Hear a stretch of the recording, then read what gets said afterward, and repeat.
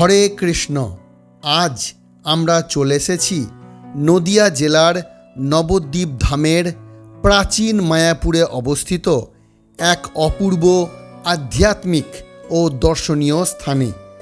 নরহরি শ্রীকৃষ্ণ চৈতন্য সেবা মিশন, যা ভক্তদের কাছে অধিক পরিচিত নরহরি ধাম বা গৌর নরহরি মিলনস্থল নামে। নরহরি ধাম নবদ্বীপের প্রাচীন মায়াপুর অঞ্চলে অবস্থিত, যা শ্রী চৈতন্য মহাপ্রভুর জন্মভূমির খুব কাছেই।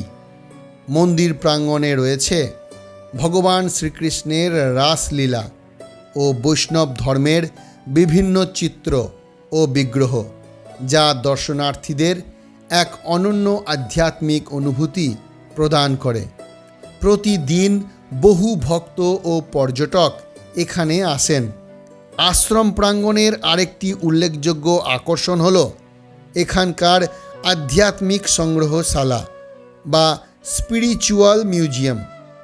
এখানে সুন্দর ডায়োরামা এবং মাটির মডেলের মাধ্যমে রাধা কৃষ্ণ ও শ্রী চৈতন্য মহাপ্রভুর বিভিন্ন লীলার চিত্র তুলে ধরা হয়েছে।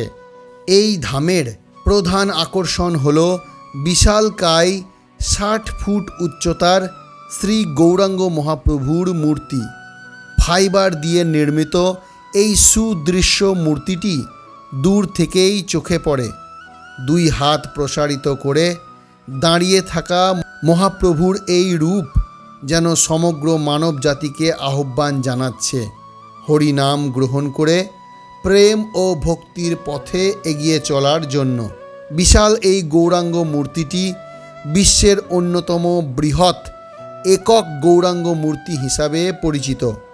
এখানে প্রবেশের জন্য নামমাত্র টিকিটের ব্যবস্থা রয়েছে।